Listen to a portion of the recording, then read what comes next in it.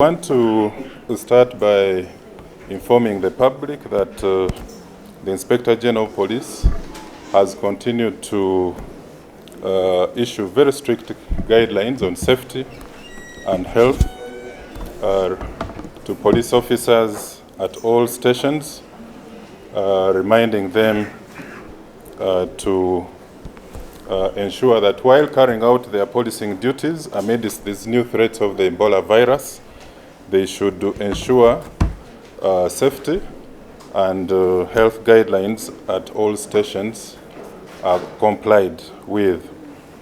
You're aware that as of 24th of this month, the Minister of Health indicated 5 new cases, which brought the cumulative cases to 34. And out of these, 16 were confirmed Ebola cases and 18 probable.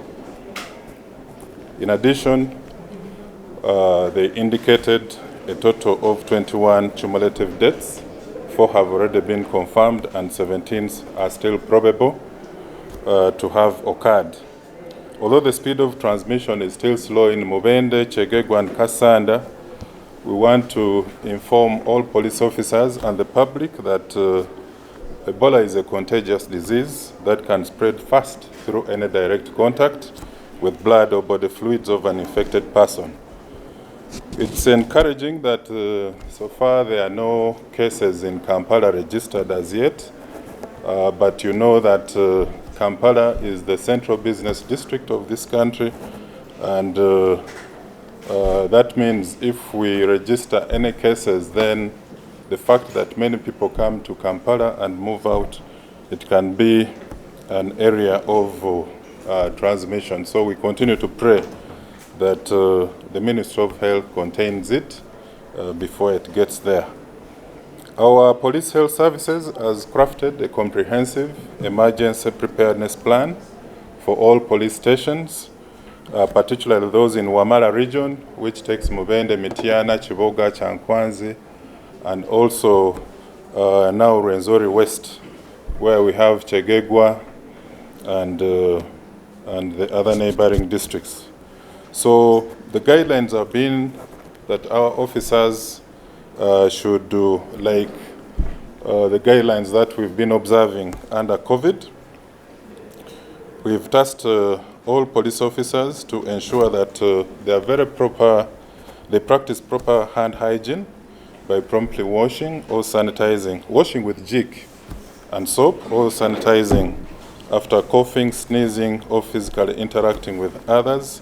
The washing of hands should take at least 20 seconds, not just putting there your hands and then you remove them in a second. Then avoidance of touching very sensitive parts of the eyes, the nose and mouth.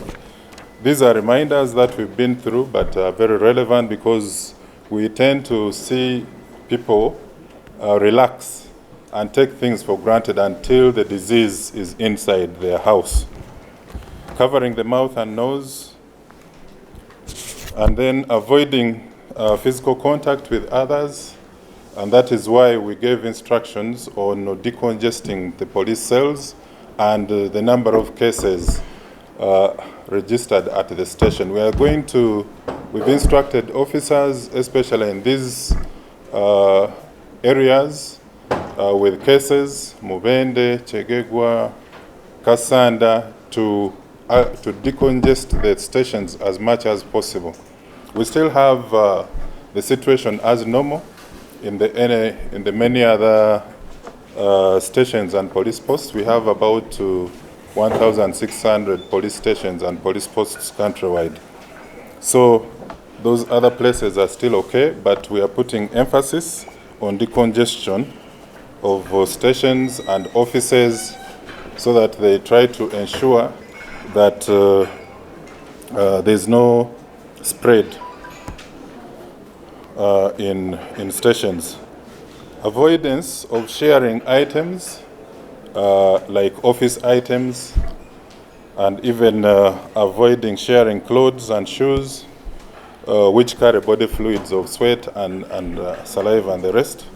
Maintaining social distance, properly disinfecting the police patrol vehicles, which are used in transporting people, and the station generally. The police, the Directorate of Police Health Services has provided logistics of soap, jik and other items, disinfectants, to help in this. We've asked police officers within these two regions to go back to wearing masks to cover their nose and mouths, and to continue educating the public. Then for some of the minor cases, they can use referrals like LCs, local council 1, 2, and 3, elders within the community for minor cases, and we have also asked them to avoid to highly restrict unnecessary movements to places of gathering like burials, weddings, markets, and other congested places, because they can easily get infected from there. So in these two regions of Wamala and Rwenzori West, we are asking police officers to control their movements, which is very, very crucial.